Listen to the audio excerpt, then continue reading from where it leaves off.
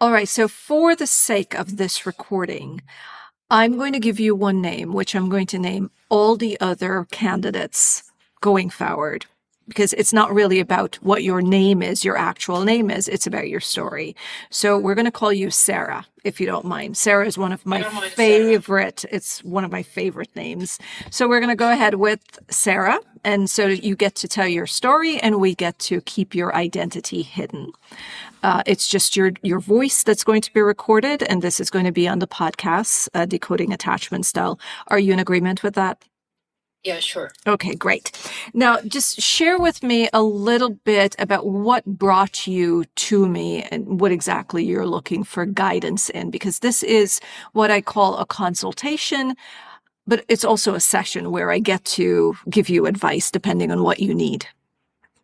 Okay, that's a bit of a long story. Mm-hmm. All right. So, and, just to guide you a little bit so you're not all over the place because you want to be contained a little bit, tell me your age, the other person's age, and give me timelines that would help me to understand how your relationship moved and where it's at right now. Okay, so I'm 33 and he's 42. We met last year, like actually on the 29th of September of last year. So it's going to, be like 1 year next week.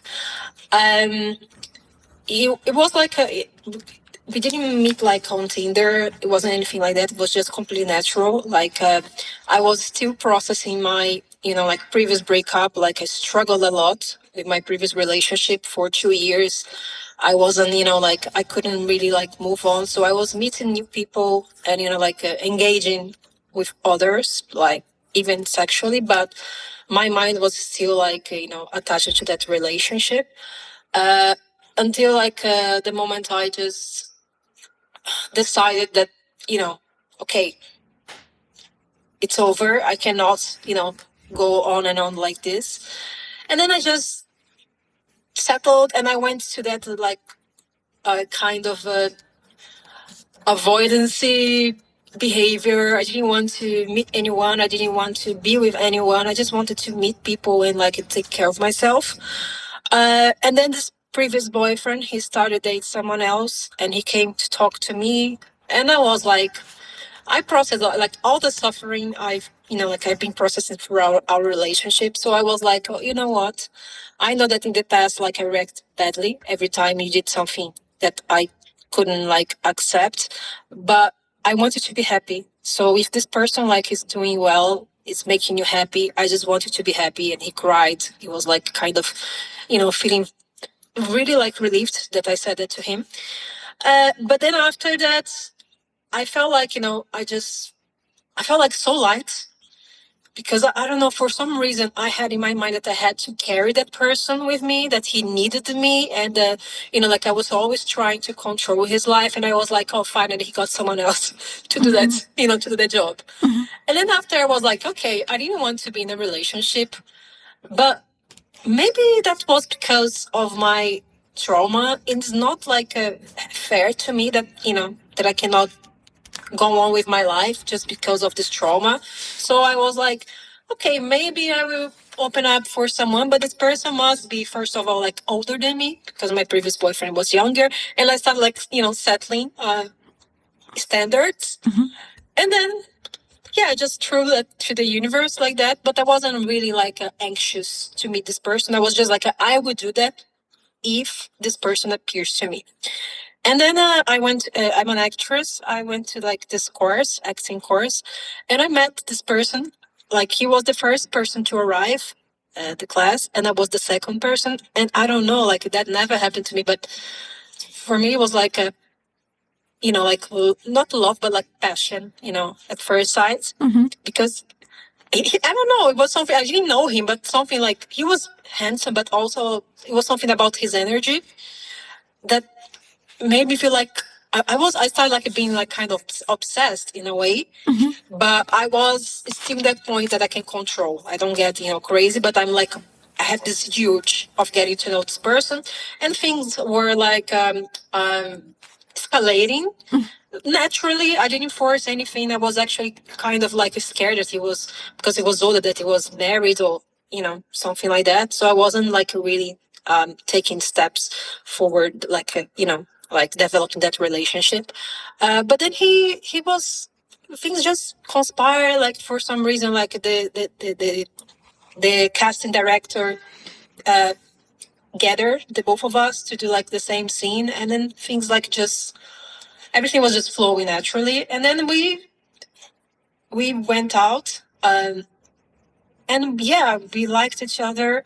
It was kind of intense the first time. Like there was no sex involved, but it was something like more romantic. He was like holding my hand and this kind of things.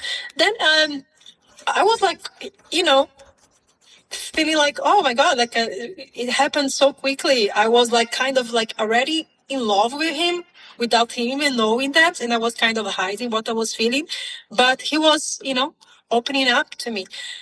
And then he just disappeared for 2 weeks, and I was trying to, see him again, but he just disappeared for 2 weeks. And I was like, okay, maybe he doesn't, he's not into me, whatever. It's fine. I like him, but I'm not expecting anything greater than that.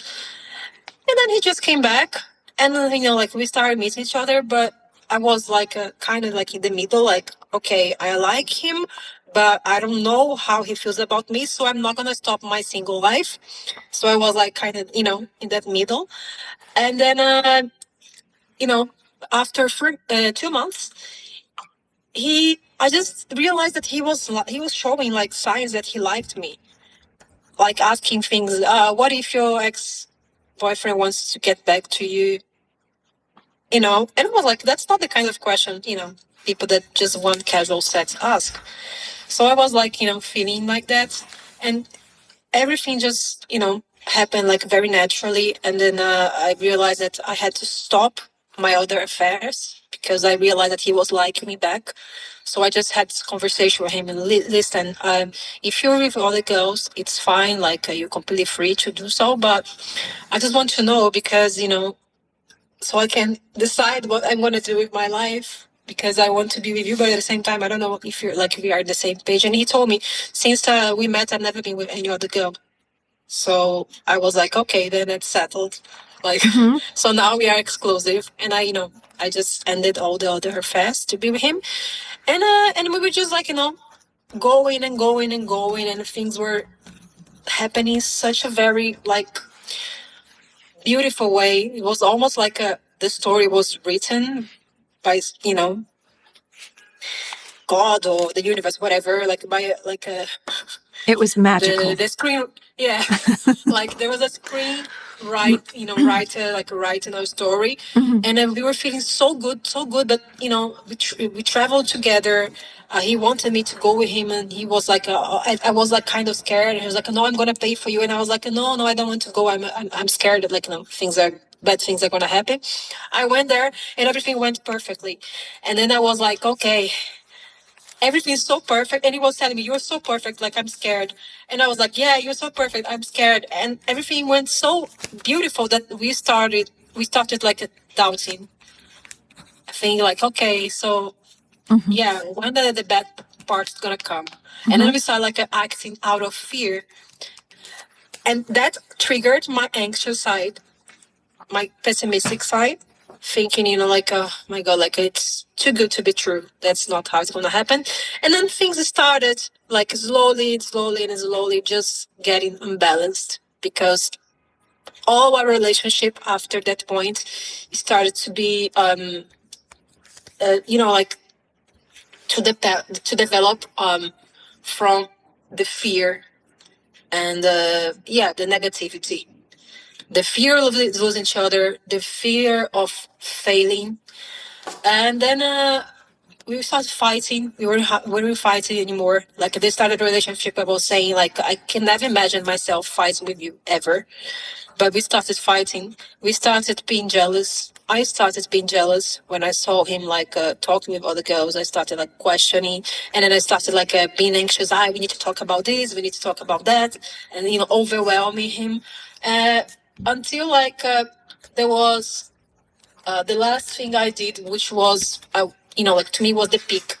I went I just had like an anxiety, like attack, and I went to his city because I was sure he was betraying me. Like my intuition was telling me that. I went to his flat, and then I went there, and I just waited him to come back, and he just came alone. And after that, I felt like, okay, my God, like I cannot be this person. I'm not gonna be this person. That's not healthy. That's not fair. And then I started, I think um that's when I saw your Instagram, and I got interested, and I started to try to be more to acknowledge my behavior, my thoughts, my tendency to self-sabotage. But the thing was, I tried to change, and I started changing and getting better, but his mind was still attached to the previous version, to my previous behaviors, So every time I would do something out of the box that he wouldn't expect from me, he would doubt. He like, oh, you're jealous. And I was like, no, really, like, I'm not jealous. I'm fine. I trust you. And he wouldn't trust me. He wouldn't trust that I trusted him. So the last thing which led us to break up was we took this course together. It was an acting course. And he did like a joke. He said like to me, like, so you come into this course just to watch me, right? And I felt like very offended by that, because all I was trying to do was be better for the relationship, and he was still like thinking of me as before. And I just told him, like, please just mind that my life doesn't, like, I don't depend on you. Like, I have my own goals, my, like, even before you appeared in my life. I just said that to him, and he got quiet. But that made me feel like, okay, so he's still feeling like, I'm watching him, or I'm being jealous. I went to this course, and I told, like, to myself, I'm going to let him free so he can be friends with whoever he wants. He can engage with other girls because I trust him. Like, I never had a reason, like a real reason to doubt him, his loyalty. So I just let him free. And I, like, I met people there as well, and I was just engaging like healthy people. But he got mad at me, and he was like, you isolated me at the course. I don't know why you were hiding that we were a couple. And he started, like, getting into his own mind. And I was trying to explain to him, please, like, let's talk. I was doing this for you. I was doing this so you could feel like free, like you can be yourself. And he went to that like avoidant mode. He came to my house. We were going to go to dance afterwards, but he just canceled everything. No, I need to go home. He didn't want to talk. He just went home. And I was like, oh my God, I don't believe that again. Then on the next day, I spoke to him and I explained to him, and he was more calm. And he was like, okay, babe, like, I'm so sorry. Yeah, I just need to stop that behavior and that, like, pattern of thoughts. I need to, like, convince myself that you love me, that you truly love me, that you're not with me for any other reason. So I won't doubt you. And I said, yes, yeah. But then on the next day, the fact that, like, that he had to have, like, all this space to come to this conclusion made me feel so anxious. And we were talking about a program that we wanted to do together, but I asked him, so are you going to do that? And he was like, oh, I'm still thinking, but I gave him like a 1 month to think about it, and he didn't have the answer yet. So that triggered my anxiety, and I was like, oh my God, like, I just had to go through this yesterday. Now that I got super anxious, and I started like, no, I'm going to break up. I cannot handle this anymore. And then I called him. He wasn't expecting that, because the last time we spoke, I was being kind. And then I called him and I was like, listen, we have to talk, but with this tone, you know? And he was like, what's going on? Tell me. And I was like, no, I don't want to talk now. Like, but because he was going to swim, can we talk after? It's like, no, like you bring in the topic, so we have to talk it now. I said, no, I'm not going to talk it now because I don't want to stop you from living your life. After you come back, we talk about this topic. And then, he when he arrived at home, he called me, and I was like super anxious, and I couldn't understand what I wanted, if I wanted to be the relationship or not, because I was scared.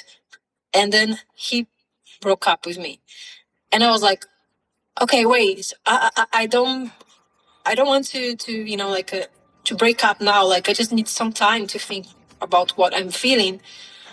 And please, I'm having like this anxiety episode. And he said like, okay, so tomorrow we can talk. And on the next day, he was certain that he didn't want to get back to me. And then I was like, okay, so that's it. And I struggled like emotionally, like for 2 days. I was crying a lot. I was being very, it was a very strange experience that I'd never experienced before, because it was like through the pain, I processed a lot of things that I haven't processed previously. It was almost like I had access to parts of my subconscious that I couldn't see before.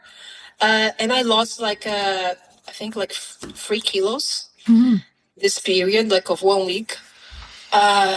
And I was like, for 2 days, I was struggling, but then I was, okay, I've experienced sadness of like a breakup before. And I know that, I don't want to be like another 2 years struggling for another person. So yeah, I'm unhappy. I love him, but I need to carry on with my life. So I just slowly, like it was very quick, like 2 days. I never imagined that would happen. But in 2 days, I was already like kind of like a self-regulating and, going back to my activities and exercising. And, I try to hold on to this exercising thing. So I wouldn't like give up on myself. And then I was, okay, I don't want to go out. I don't want to have sex with anyone. Like previously, like 1 month ago, I would probably do that out of desperation, just to, like, to run away from my feelings. But I didn't want that. I wanted to be conscious. Like, I didn't want to run away from the pain. I wanted to develop myself as a human being. And then, we had this another course that we were going to take together, to attend together. And we decided to have a conversation at the course, like just a farewell conversation. But things went completely different from what I expected. I was like, I'm not going to... I saw in this 2 days of processing, I saw everything that went wrong in our relationship. And I could see also the solution. But at the same time, I didn't want to convince him, because I didn't want to, I wanted him to know. I didn't want to force him into like getting back to me. But if I could have if we could have another chance, I would take a shot.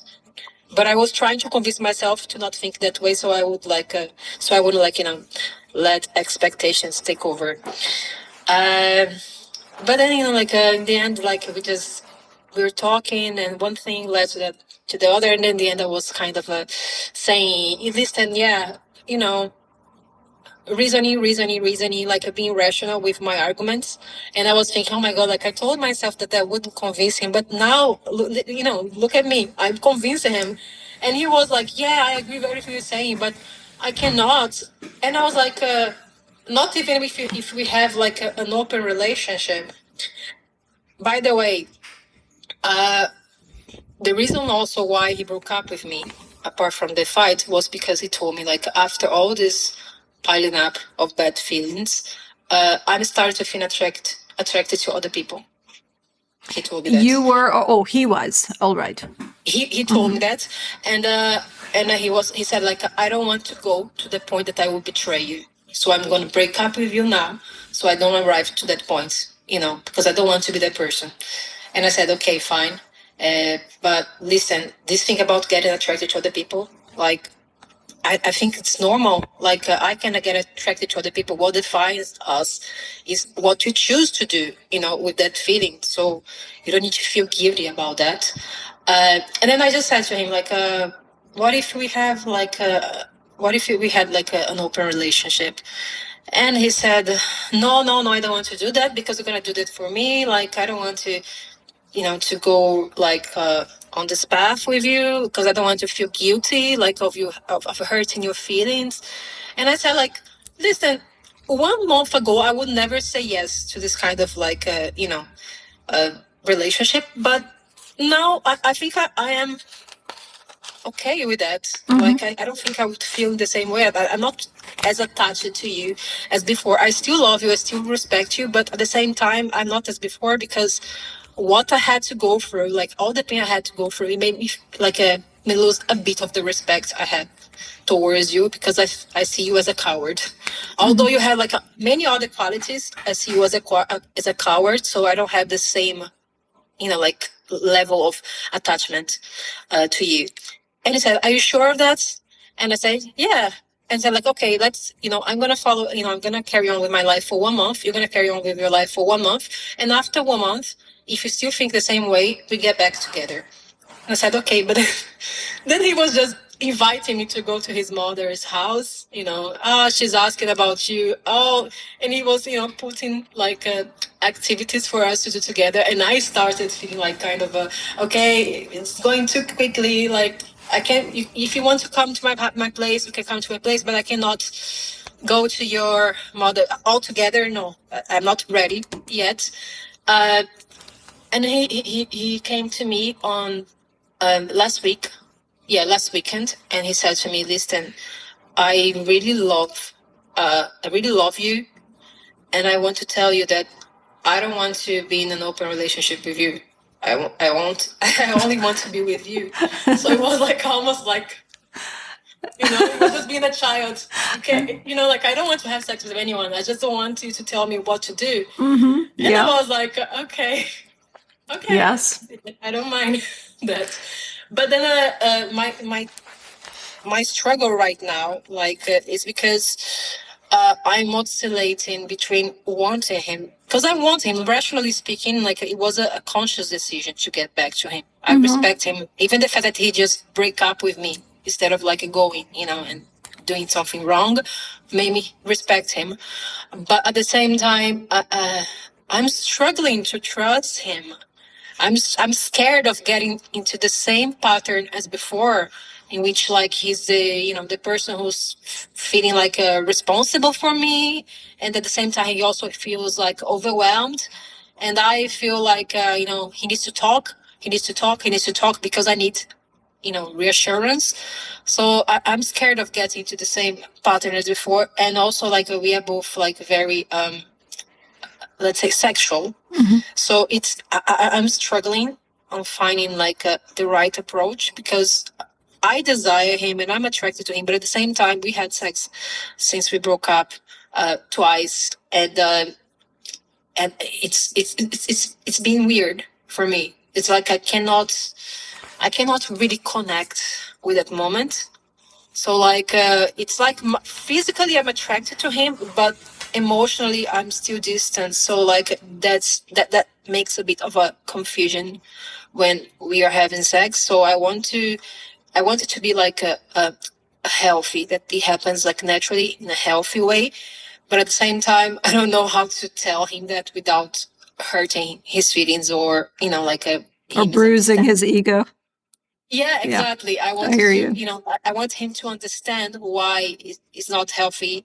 And the other question I had was, I even wrote here. Yeah.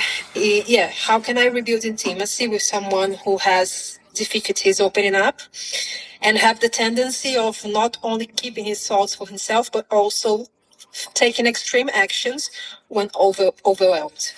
At this moment, he acknowledged he's an avoidant, because I showed him a video, and he was like, I showed it like the day we broke, or we got back together.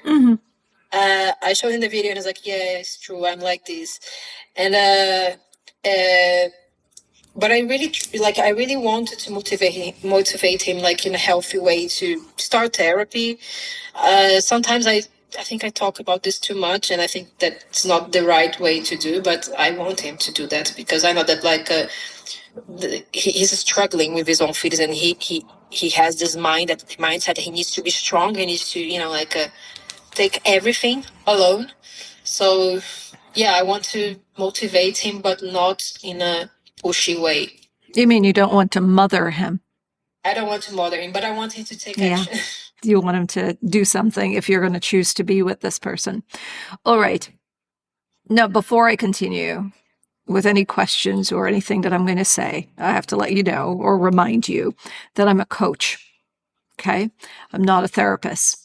If I ask you questions, and I tend to do this in my practice, I can ask questions about your past. The difference between a coach and a therapist, generally you find that therapists don't ask a lot of questions. They listen, generally speaking. I tend to ask questions, and sometimes it's about your past to see that there might be a connection with how you're behaving in a relationship now, linked to something in your childhood. And when you see that link, because attachment styles are born in your childhood, when you see the link, you can now move through life and say, let's say, for example, self-sabotaging. One of the things that you mentioned is that when you guys started to get close after you went on this trip together, you got really close, but you also got really scared that something bad was going to happen. And then from there, you noticed that this negative belief started to, I don't know if you recognize this, but on an unconscious level, it started to work in the background and you guys started to have these little fights. That's what self-sabotaging is, right? It's like, I'm so scared that things are going to go wrong. Let me do something that's going to provoke this other person, that's going to annoy the other person.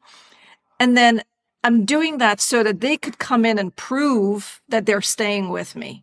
Self-sabotage is me poking at you, hoping that you're still going to turn around and say, oh, no, I'm not going anywhere. It's okay. Yes, it's poking, but I'm fine. I'll still stay with you. Okay? If we could find a link between this fear that things are going to go wrong right into your childhood, right? The next time it pops up, the next time you guys are out and you're having a great time and that thought comes into your head that, oh my gosh, this is just so great. When is the next shoe going to fall? When is it going to get bad? What's going to happen? You can quickly say to yourself, this is not my past. But we have to first find that connection. Now, if I ask you a question and you start to share something from your past and it gets uncomfortable, emotionally uncomfortable, starts to trigger your anxiety or anything, we stop. Okay. Again, remember, I'm not a therapist. I'm not a psychiatrist. So you stop. Okay. At any time, if, as you carry through your life, if you feel like you are you're suffering from something that's a little bit more than sadness, anything that leads to mental health illness, I would suggest that you reach out to a therapist, psychiatrist, or even your physician, and they lead you to someone who can help you. So that being said, I'm going to ask some questions now. Okay. You said that you were not open a month before you proposed an open relationship. You were not okay with that. That was not your thing, right? What made you change your mind in just a short period of a month? I think it was because before I was very sure that I wanted him for life. After he made, not he made, but after he took that decision, in my mind, he made me suffer. So I could still see value in a relationship with him because we get along, because we laugh together. But at the same time, I was feeling I am not, I'm not as sure as before. So, because of the fact that there was no security, in that relationship that, I was like, I'm willing to try, but I'm not 100% safe. So if like I don't need an open relationship, I can still be with him. But if he needs that to figure, like his feelings out, I'm okay. I'm open and I'm not gonna be jealous. I'm not as attached as before, and I'm also open to try new things. I've never tried this kind of a relationship before, so I think like before that conversation with him, like about 4 to 5 days before, I was thinking, okay, what I'm gonna do now that I'm single. And I told to myself, I'm not gonna have sex with any, with people. I'm not gonna be, having sex with random people. Mm-hmm. I want things to be, to happen like naturally, and I don't want to go to this path. But then I got a bit confused after. I was like, why not? What if I'm doing this just because deep inside I had like the hope we're gonna get back together at some point? Well, I never, like, there are many sexual stuff that I never done before. So like, what's blocking me of doing that? And I started feeling like that, So I was kind of confused. You start to feel free and single and in control of yourself. No strings, nobody to control you. You could do whatever you want. Got it. Yeah. What about the relationship made you feel unsafe? Like, you can't trust this person right now, so I'm open to them seeing other people. I'll see other people. What was it about him and a relationship that made you feel unsafe? He's the way he was struggling to talk about his feelings. So like he wouldn't tell me if he didn't like about something, but he would expect me to guess. So I was kind of feeling like, okay, whatever I do, I don't know if I'm doing something right, if I'm doing something wrong, because this person doesn't let me know it until I do it. So he wouldn't say anything before. He would let me free to do whatever I wanted. And after I wanted, he kind of punishes me with silence, So that was made me like a bit tired, this kind of behavior. And the fact that he knew that he's struggling mentally. Like he's a balanced person, but in terms of relationship, he's the kind of person who gets to like conclusions, and his conclusions are always based on his own fears and his trauma. So he projects onto you. He projects onto me, and he was like misreading, my attitude. So I was kind of feeling like, well, that I cannot see that, Yeah, we call that walking on eggshells. What did when he broke up with you, when he ended the relationship, does that have something to do with you trusting him in the future? What do you mean if I? So he was the one who ended the relationship. Yeah, I know. I think he broke up with me. He decided to break up after I called him to break up. So I think that triggered his fear of being abandoned. Okay, so both of you are triggering each other's fears. Yeah. Both of you are feeling scared when you get too close. Yeah. All right, let's come to the big question. Do you know what your attachment style is? Anxious. And that would be because you feel a lot of anxiety. Is that so? Is that why we're coming up to that maybe conclusion? it's like ambiguous, like depends. Sometimes like it's more anxious, and then sometimes like it goes to the avoidant side. Yes. So that's what I'm picking up from a number of things that you've said. One of it is you also have this fear of something going wrong after you've gotten so close. You have the ability to pause and look at your actions and process what happened that caused your breakup. You also feel insecure and you feel jealous. Now that you're in the relationship again somewhat, as he's inviting you over to meet with his mom, you're able to say, no, this is going a little too fast. You can share your feelings. You have these moments of anxiousness, And you could pull away and protect yourself.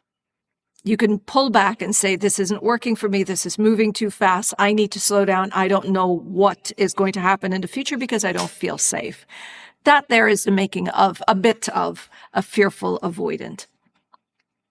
If you were more in an anxious attachment style side of things, you would be trying harder to fix the relationship.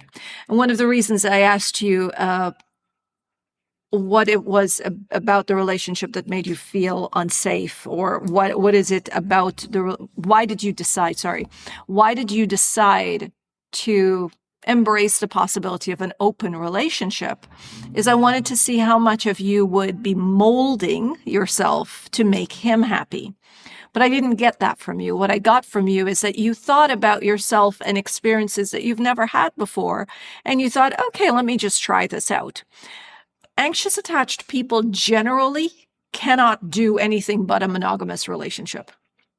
They're not open to sharing at all, regardless of if they're really sure if they want this person for the rest of their life or not. They're unable to do that. But a fearful avoidant attached person and a secure attached person can choose to have a lifestyle where they have multiple partners, an open relationship, both of them. Because they're not only looking at the relationship, they're also not trying to control the other person, and they honor themselves. So some secure attached persons will be in open relationships, right? We have that. We also have the fact that you're very clear on describing what you're feeling and your process. And that is different from an anxious attached person who will generally say what they're feeling, the logics of it, but hardly talk about their real fears and how they've processed the information, right? There are tests that you could take, but based on our conversation so far, I would say you're fearful avoidant, and so is he. How one of the things that tells that he's fearful avoidant is that the moment he gets the freedom to do as he wants, he gets the time to think and process, is this what I really want? So you say, sure, if you want an open relationship, let's be on the same page about this. And he says, I don't want to hurt your feelings. I don't want you to get jealous. Again, what we've learned based on what you've said is there's a lot of projecting coming from this person. So it could very well mean, none of this is for sure because he's not with us, but it can very well mean that he does not want to get his feelings hurt should you start dating other people, should you start going out with other people. And I find this to happen over and over again. When one person says, okay, you want to see other people, I'm going to see other people too, that's when the person who initiated it or made one partner feel like they wanted this open relationship, that's when they pause and say, wait a second, what am I doing here? This person is fine being without me. They're fine with me doing what I want, and they're fine being without me. I've got to rethink this before I lose them. Yeah, you know who else behaves that way? A secure attached person. They say, sure, you do what you want to. I'm not trying to hold you back. And that signals. Go on. Just to clarify, yeah, like as you said, now I was going to tell you that I'm feeling like more avoidant or fearful avoidant, but throughout like the relationship, because of the things I was doing, and I was the kind of person who was always trying to fix things through conversations and trying to understand him. I was doing this all the time. And when he didn't want to, was like, no, I need space to think. I would panic. I was being very anxious. But then I got tired. I was like, okay. And especially after I saw your content on anxious attachment, I was like, okay, no, it cannot be like that. So I started to push myself towards the other direction. But after after he broke up with me, now I'm more like a fearful avoidant. But I don't want to be like that. I'm trying to be secure.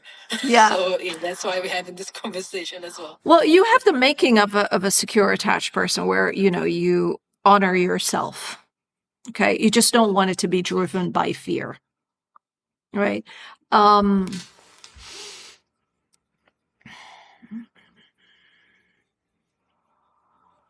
I'm processing. Give me a second. I'm thinking. Okay. Moving forward,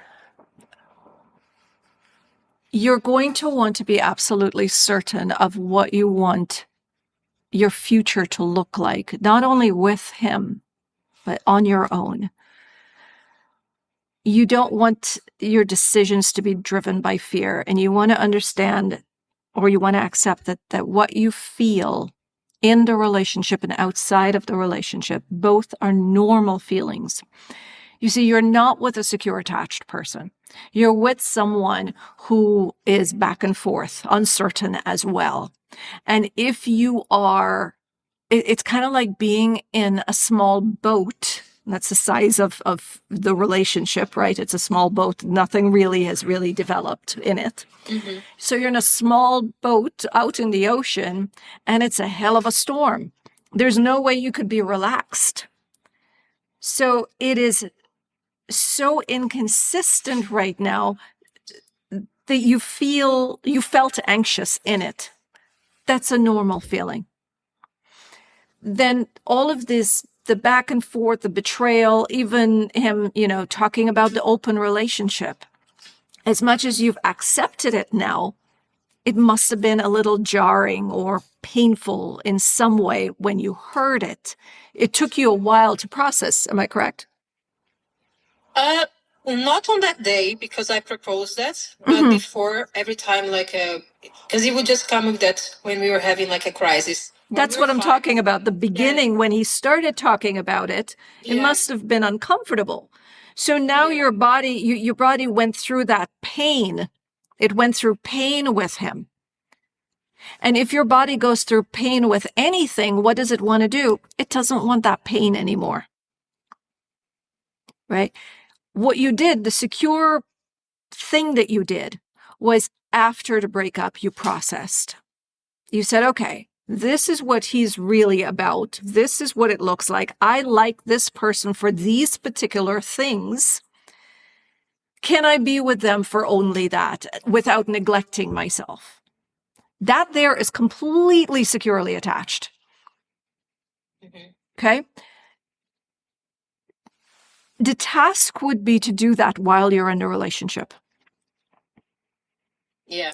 To take the time out to ground yourself. We call it grounding. So one of the things that I do is I take time off every day in my relationship, might be just going for a 45 minutes walk at the gym, whatever it is, to collect myself and look at the relationship. What is going on in the relationship? Am I still comfortable with everything that's going on here? Some things might not be comfortable. Can I work with this? Can I not? But it is so important when we're in relationships, and a lot of us get so consumed. We get so consumed in the relationship, focusing on the other person, that we forget to look in on ourselves. Mm-hmm. We lose ourselves in trying to hold on to the relationship.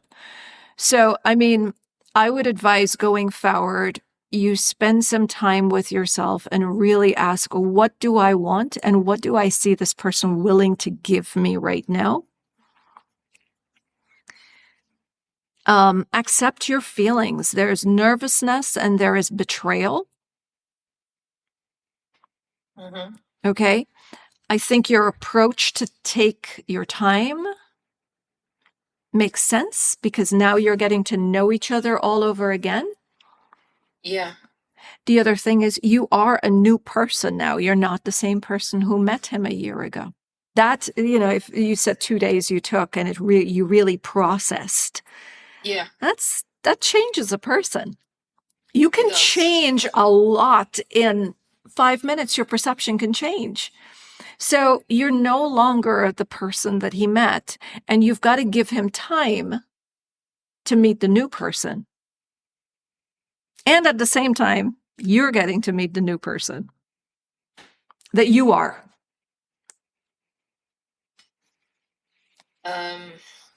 And regarding this intimacy thing, mm-hmm. What's the healthiest way of approaching to it? The healthiest way is to first, it's always with your awareness and your acceptance. Before you could go and have a conversation with anybody else, it's about your awareness, your acceptance. So you are aware that since you've gotten back together, there is sex, there's the physical act, but there isn't an emotional connection. There's a disconnect. Okay? Again, it makes sense. It's not comforting or comfortable to have sex with someone that we want to feel an emotional connection to, but we don't. It's not, you can go into a relationship and have sex with someone, but your intention is this is just a physical thing, and then your body goes with it. But if it's, I really like you and I've had a strong emotional connection to you and I want to have that, it can't be just a physical thing. Your mind's going to be boggled by it all. It's going to be like, what's going on here? I want to feel something more. I do feel something more. But it's a physical thing because I don't trust the other person. Okay? So accept that what you're feeling, that's normal.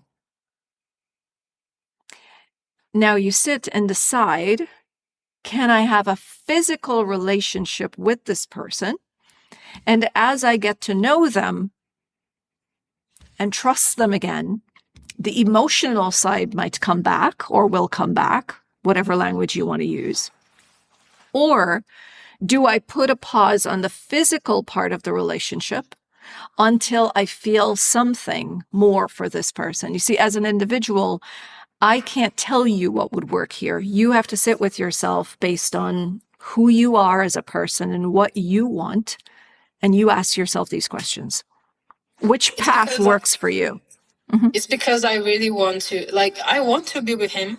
I still want to be with him. I still, as I said, see, value him and see, we have a beautiful story, many things in common. There are, tools to help us to go, to that point that everything is balanced again. But, I don't think, it's fair to him or to myself to have sex, just push it. Let's go to the, to the previous, pattern. It feels forced, it's fine, but I cannot connect. I cannot even look at his eyes, and that made me feel bad about it. And I know he doesn't deserve it. I want to give him everything of me based on what I know of him, based on what I know of him, which made me choose to give ourselves the chance. And I wanted him to have my body. I wanted him to have my love. I think he deserves it. All right. So while you believe that he deserves all of you and you want this connection with him, that is more your logics, right? And your emotional self saying, this is what I want. And this is what this person, based on all of my experience with them, should have. Yeah. Your body has a mind of its own. And your body, if it doesn't feel safe, it's going to put up a fight. It's going to put up a fight with your logics. It's going to put up a fight with your emotions because it wants to stay safe. You see, we're an organism. We're a human being that's built to survive. Every cell within you is fighting to just stay alive. And that is why some people say in unhealthy relationships, because it's familiar and the body has learned that, okay, I'm going to survive in this particular situation. The logics are going to say, okay, well, I'm financially taken care of in this relationship, so I'm going to stay even though it's emotionally hurting me. That's because the human being, its only concern, it's to survive and create more little human beings. That's it. Okay? But your body is not going to go towards anything that feels unsafe. It doesn't want to. It's going to put up a fight. Internally, you're going to feel uncomfortable. So the person who logically and emotionally decides to stay in an unhealthy relationship, they're choosing to do that, but there is this fight happening from within. And that fight that's happening from within makes that person so uncomfortable that every human being around will pick up on it. You may not be able to tell what it is, but you could sure as hell feel that something is off. So while you want to give him your body and you believe that he deserves the time with you, your body's saying, not yet. And and then he's going to sense that. He's going to sense something is off. And you could choose to have a conversation with him. There are two things that you could choose to do, as I could think of right now. One, you make an agreement with yourself. The agreement with yourself takes away the tension, and the other person never feels any difference in energy, because what they're feeling is your certainty. People need to know that you're certain for them to feel safe. People can get really bad information about you from you. Like you could meet someone and say, yeah, I'm a real jerk when it comes to a particular topic. And they're going to respect you and feel comfortable around you because you've told the truth.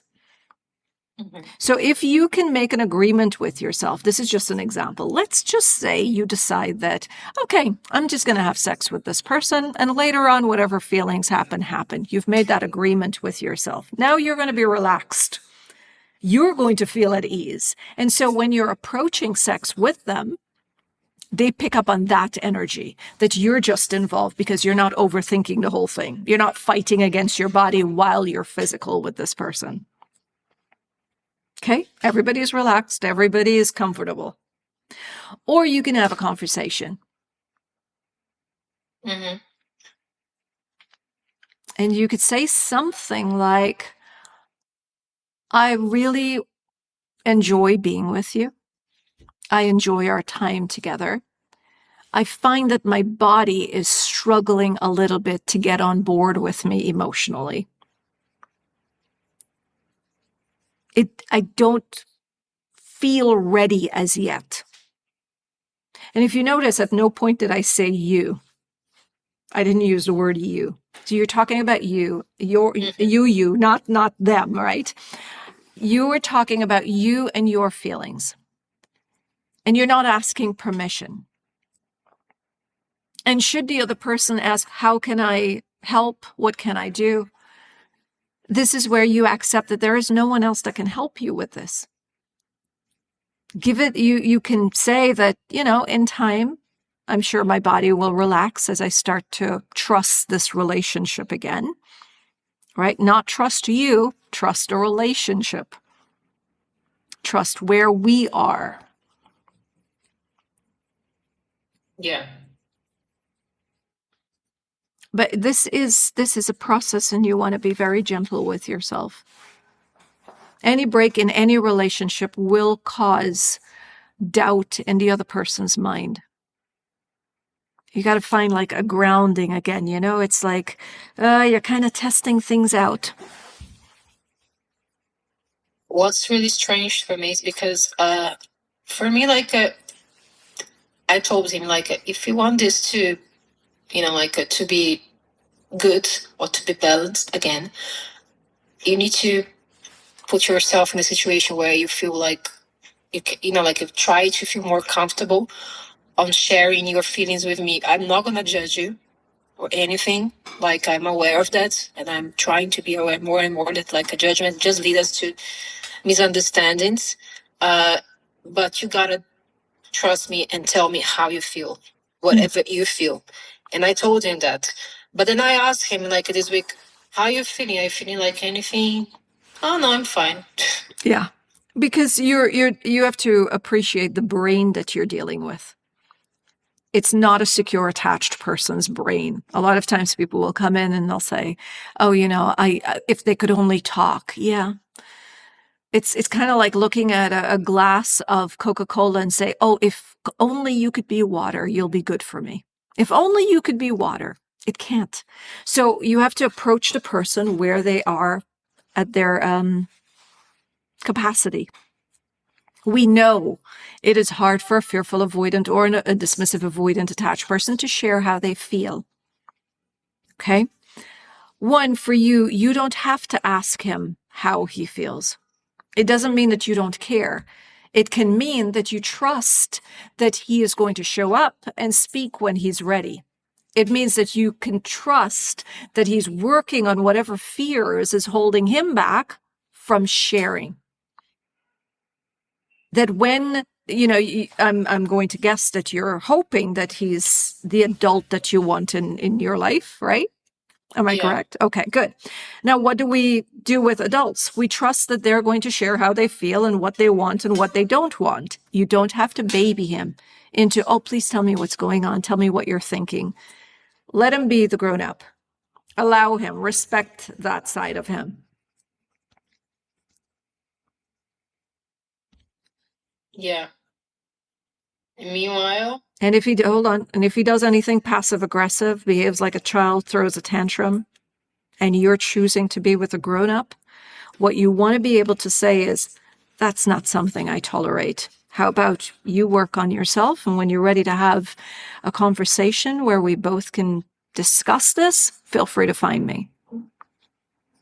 I remember one time, once like I saw one of your videos, or I don't remember if it was like a video or a live, that you said that, when we go back to this person, and this was even before we broke up, but when you go back to that person, after this break where you had time to process, is that you have to put limits. You have to start putting limits in the relationship. And today there was like an episode, for example, in which like I felt very uncomfortable with him, and I wanted to say things immediately, but then I just didn't reply to his message. He was like kind of trying to tell me, send me like a job that he thought that like it was the right one for me, but I know that I want something else.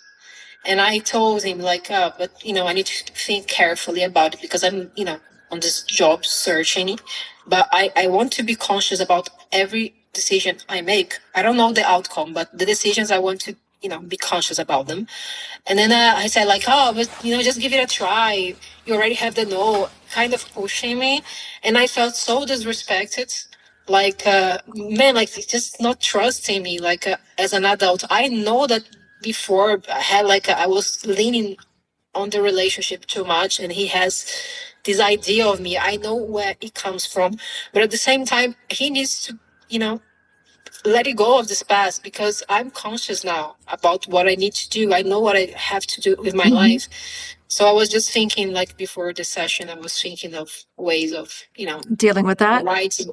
No, not only dealing with that, but like telling him, yeah, like not dealing with my feelings only, but telling him that, setting these limits. Like, It's please. like, back the hell off and leave me alone. I was thinking more something like, I appreciate. Oh, no. I'm not advising to say that at all. I'm just saying that's what we want to. We wish we could say, just leave me alone to do my thing. But yeah, that's how we communicate matters. So no, I'm not advising anyone to speak that way.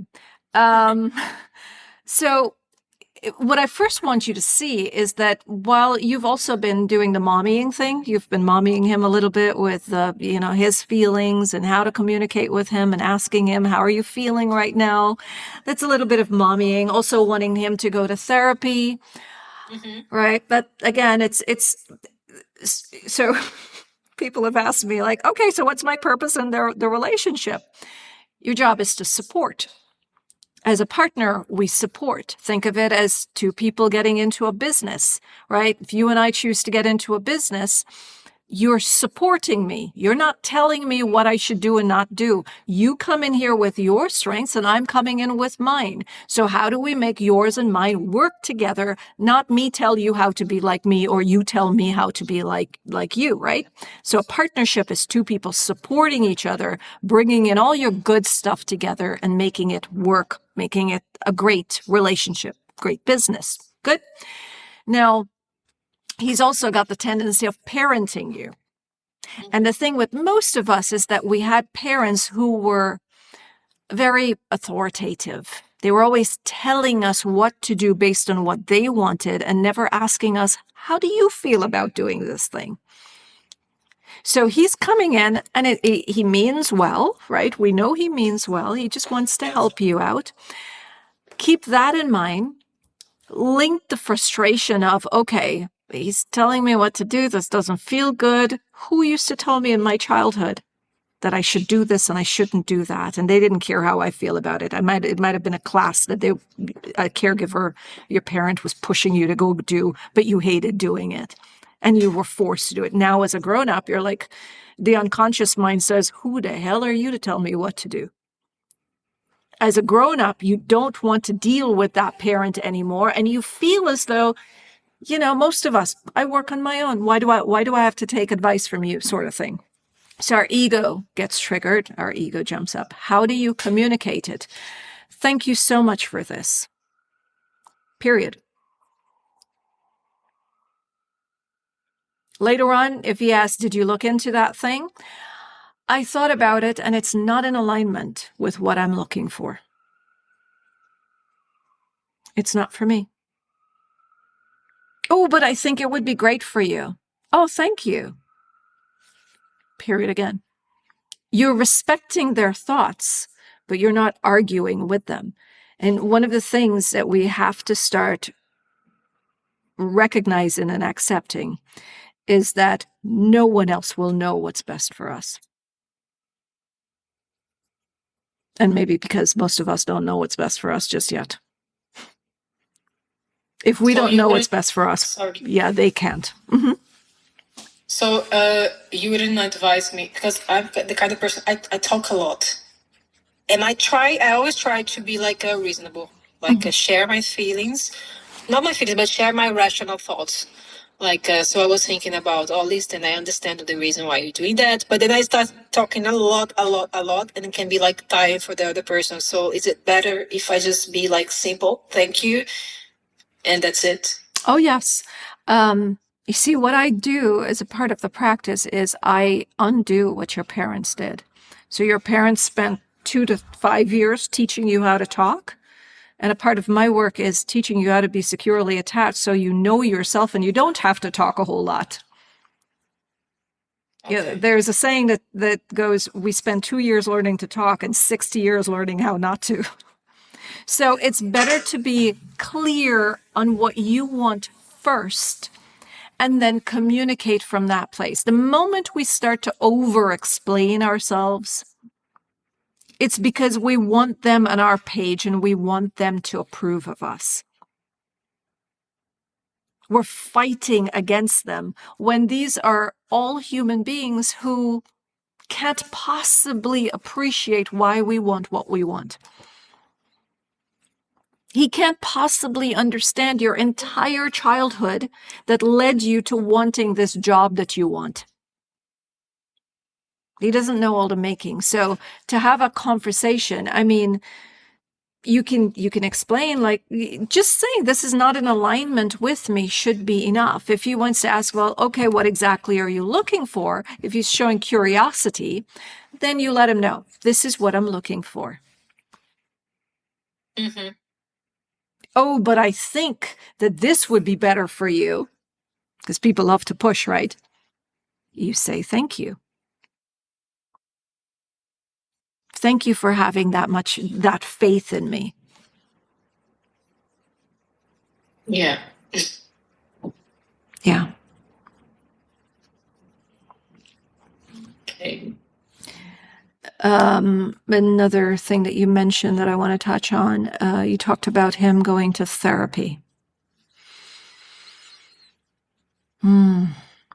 Therapy's great. Don't get me wrong. Therapy's great. But therapy is to help the individual going to therapy. Unless it's a couples therapy, the aim of a therapist is not to help the person become the individual their partner wants or needs.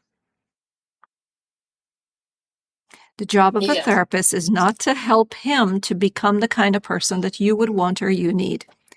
The job of a therapist, if someone came to me for help, you're here for help. I'm not helping you to mold yourself into someone that would make him happy. So a therapist working with him would be helping him to work through his trauma and his fears. Okay? Mm-hmm. It's not always easy for people to open up. A lot of times, especially fearful avoidant, and you might be able to relate.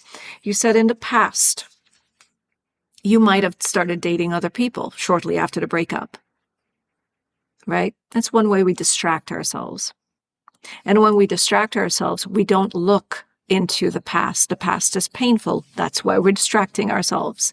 Now, there's some people who do that time and time and time and time again. They've never looked at the past. And the reason people don't look at the past is because it's scary. It's painful. So you're running away from looking at the past, and I'm telling you to go to therapy to look at the past. You don't want to do it. I'm telling you to jump into a barrel of snakes, and somehow you're going to be healed when you're terrified of snakes. You don't want to do it. So a lot of times people are afraid to look into the past. It's a thing that I noticed with fearful avoidance and dismissive avoidant. When they look into something that's painful for them, they start to hurt and cry. And that shuts them down for days. They're unable to function anywhere else. Now imagine if they need a job, they need to go and work. And they're now opening up their emotions and shutting down at the same time. They can't function and work. Which one do you think they'll choose? Okay. So most, go on. I agree with you. Like, I mean, not that I had to agree because that's a fact. I don't think like therapy is like for the relationship. I don't think that, but I think that would make me so much more comfortable if he gets, to know himself and I want him to do for himself first. And by, as a consequence, I think that could or could not, but could maybe improve our dynamics. Because I think most of the reasons why we struggle with each other, from my side, I know everything that I've done, but from his side, his lack of trust and on himself as well. He has so low self-esteem, although he pretends to be the secure man. He's not a secure man, and I wanted him to feel good. I want him to feel in peace with himself, but also because I've seen him being open. Now he's not open anymore, but he shared with me things that he told me that he never shared with anyone about his life, about his struggle, So I know that he's capable, not yet, but he's capable of going there. Of course. But the thing is, he's also done it without therapy. So he didn't need therapy to open up. He needs safety. He needs to feel safe to share. And this can be provided in the relationship. So for anybody who's listening to this, I don't want you to feel like I'm against therapy. I'm not against therapy. I'm against someone being forced to go to therapy. Okay? It's a decision that they have to make. Now, what I see happen in relationships is, let's say you start going, you're doing the work on yourself, but the most important thing is that you're setting boundaries. You're able to say to him, this works for me, this does not work for me. And without the fear that he's going to get upset and leave. Now, what happens there is that he's working through his healing in the background while you're setting the boundaries for yourself.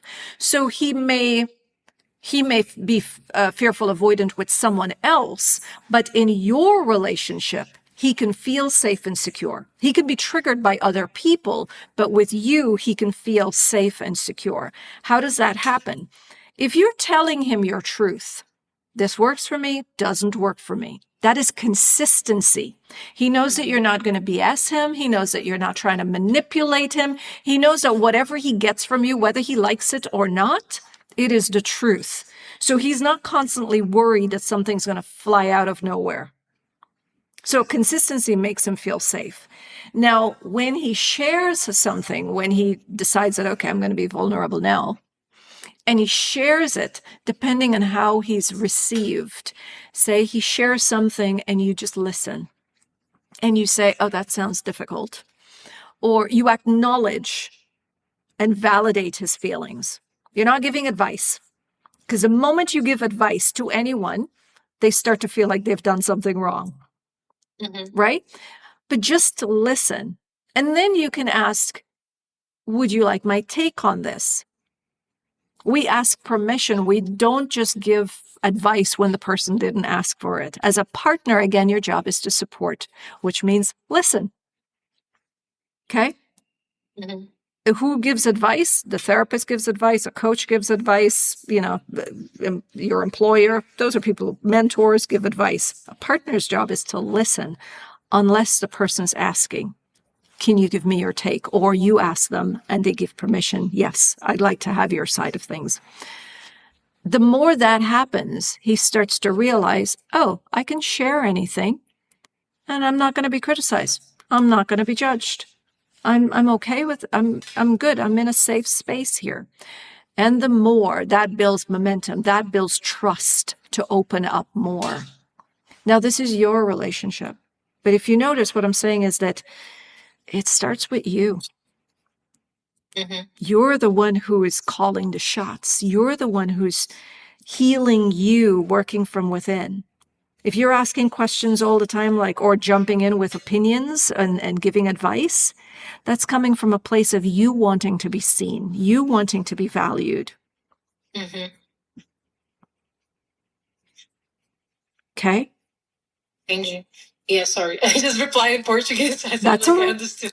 I know, a little bit of Spanish. Got it. Okay. Yeah, so that's how the safety comes about. So, and in that, it's a form of therapy for him too, because he's starting to learn that, oh, I could be confident. I could be stronger. I can share my feelings. I am deserving of this love. And every time he questions you, makes you feel like he's questioning whether you're going to leave or not. I think one of the mistakes a lot of people make is they jump in and they say, no, I'm never going to leave you. I know that's not your case. Your case is, you could very well leave. And so you say that, yes, I can leave, but I'm choosing to stay here. I'm right here right now. Am I not? Yeah. I'm writing everything down. I know. Yes, it's like my weak spot being the quiet one. I'm the kind of person who's always trying to not make people feel uneasy. So I never lie about things, which is also bad sometimes, because some people, they prefer to be, misguided, misled. And I've learned that in the hard way, but I don't like to lie. But I also always explain myself so people can understand it. But in the end, it's not a guarantee, that they're gonna understand me. No. Sometimes you've got to trust people to process things on their own. They'll come to their own conclusion. And if they ask for, clarity, you give it to them. But don't take it. It's not your responsibility to soothe fears. We've all got to work on that on our own. Just like you're doing the work on your own. You're trying to understand you and the relationship. It's everybody's responsibility to do that. Yeah. Okay. I'm, everything is more clear to me right now. Not about his mind, because I can never know what's in his mind, but about how I should approach to the situation. Oh, what are your plans? How are you approaching this now? What's your next step? I know what I'm figuring out, but I know that one thing that I shouldn't do is not over explaining. It's just give some time to watch people as well, how he's handling on his own, and also to listen to myself as well, because I sometimes when you're talking too much, things can get more confusing than the silence speaks for itself sometimes. Yeah. Also, let's talk just a little bit before we rush off on the communication. Always know what the intention of the conversation is. You want to have a beginning and an end. I would like to speak with you, like the phone call you said you made to him. And you said, I want to talk to you, but let's do it later. So he would have had that tense feeling for the entire time. And that's why he wanted to have the conversation before he could go and do the other thing, because now it's on his mind. So always send a message, or say, yeah, it's always best to send a message because you don't know what the other person's doing. And you say, hey, I'd really like to talk to you about this. It would take about how much time you think it's going to take. Let me know if you're available this evening or tomorrow. Give 2 times, 2 options. Let me know if you're available at this time and that time. And you have in mind what you want to say, and always start it with, this is what I'd like to talk about. And at the end of this conversation, at the end of this discussion, I hope that this is what we could land on. Mm-hmm. Okay? And then state how you feel. And wait, sometimes they need time to process and get back to you. But always be very clear on what you say. If not, you'll be rambling on and on about stuff. Okay? Then allow quiet, allow space. People with avoidant attachment style, they need to get into their head. There's a lot that goes on there. It's like, am I saying the right thing? Should I say this? And then most of the times they land on, yeah, I'm not going to say it because I'm just going to get in trouble. I'll just be misinterpreted. And that's when you don't push. You trust, you get into yourself and you tap into trusting them to push through that fear eventually and speak when they're ready. You're showing them respect and you're showing them that you're a safe space.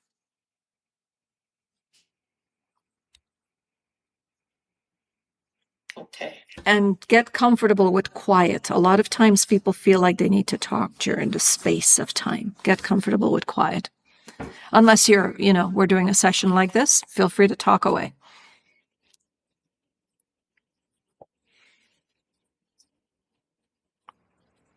Yeah. Yeah, this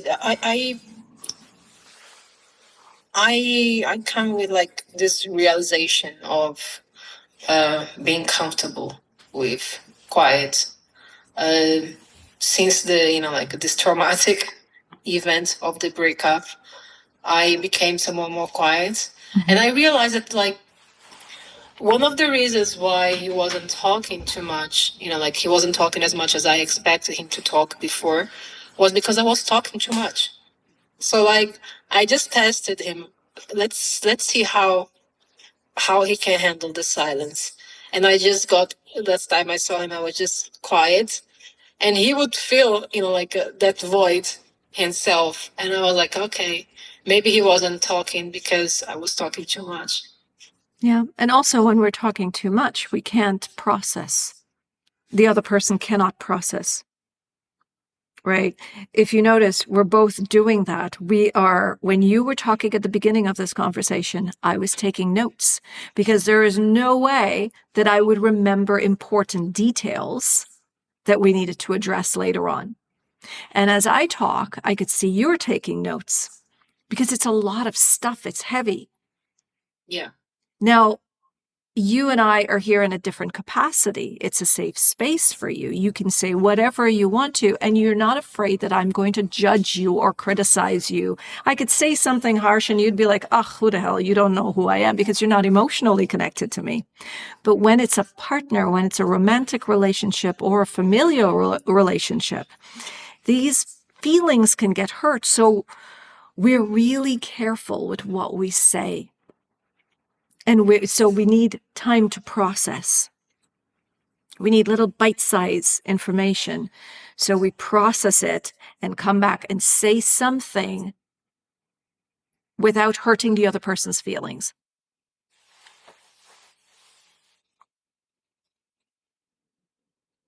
Got it.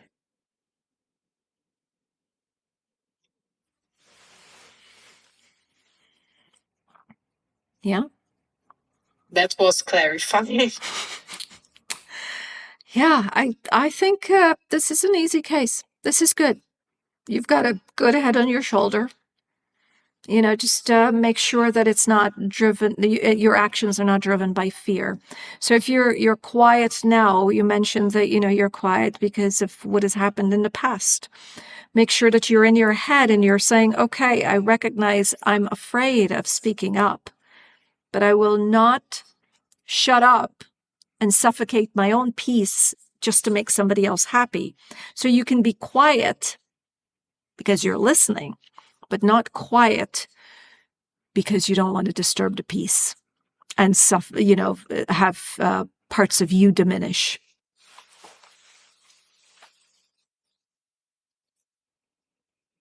Mm-hmm. Yeah, the fear is like very, very present in my mind.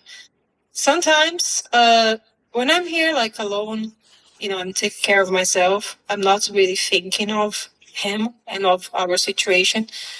But once like I had to face it, I feel like a little bit, kind of like overwhelmed. Like, oh, what am I supposed to do? You know. Yeah. So maybe like while I'm still like rebuilding this trust, like we are doing this together. For now, like, yeah, I should just uh, be less, like, in terms of like talking. Just like, it's not like that I'm not going to talk about what I feel, but I'm going to filter, say what's necessary to be Good. said. Yes. What's necessary for the time. Yes. All right. So what I'm going to do is I'm going to wrap up the podcast, but I'm going to keep you there. But I need to wrap up the podcast. I just want to thank our listeners for tuning in and following this first interview or session/consultation. Don't forget, hit the subscribe button. This is Annalisa, and this is Decoding Attachment Style.